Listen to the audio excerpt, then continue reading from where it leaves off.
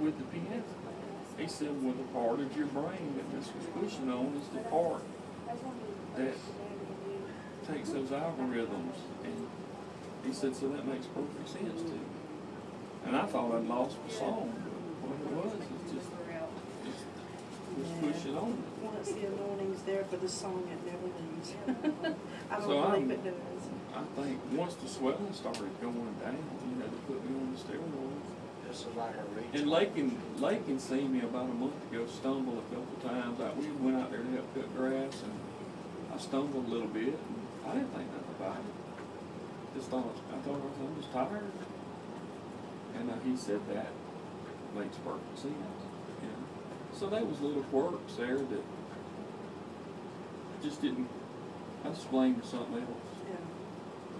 But these headaches, and I laid in the MRI the other day, y'all, and I know I won't never be able to speak this testimony without squalling my eyes out.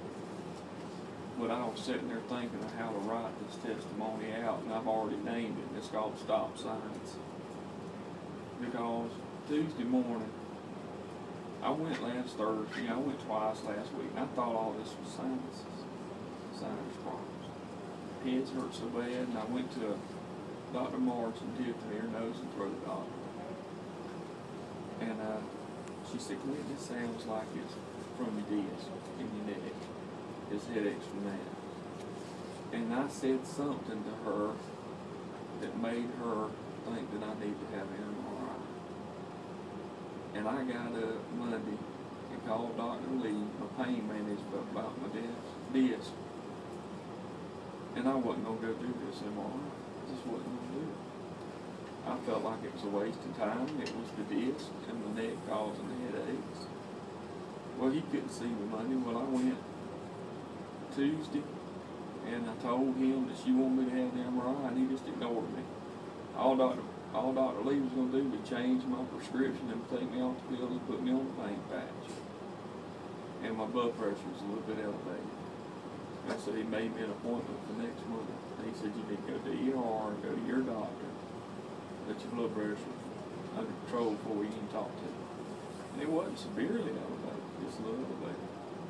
So I went around to my family doctor looking for somebody to give me a reason not to go do this MRI. And I went around there to Dr. Nussbaum and I told him, I believe it's sinuses, and she thinks it's the disc, and he felt on my disc. He said, Glenn, I think we can do some manipulation of your disc and get that worked out. In the worst case scenario, we can, then I can say it ain't working, then you do the epidural. And I said, well, I just think this MRI is a waste of time. And he looked at me, and he said, Clint Rich, you would be a fool not to go do this MRI, set up, and rule out the bad stuff. And so I went around to the hospital and I sat down, and she said, well, the cost of the MRI is $4,000. Can you pay something on it today? And I was about ready to say, no, just forget it. And I said, well, I can pay a little bit on it. And I felt so miserable. My head hurt so bad.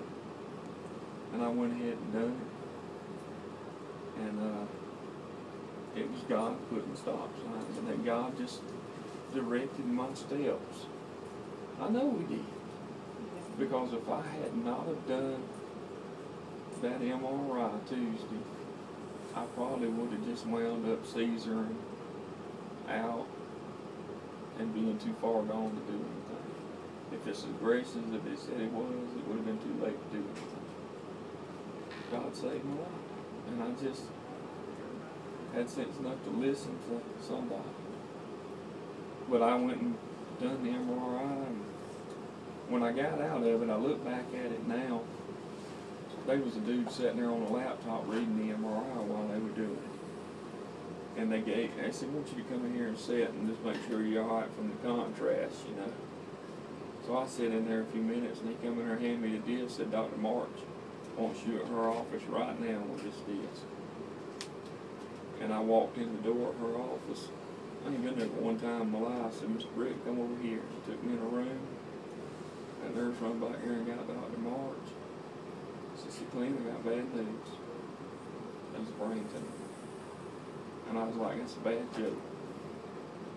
She said, one of the hardest things I've ever had to say. But that woman saved my life.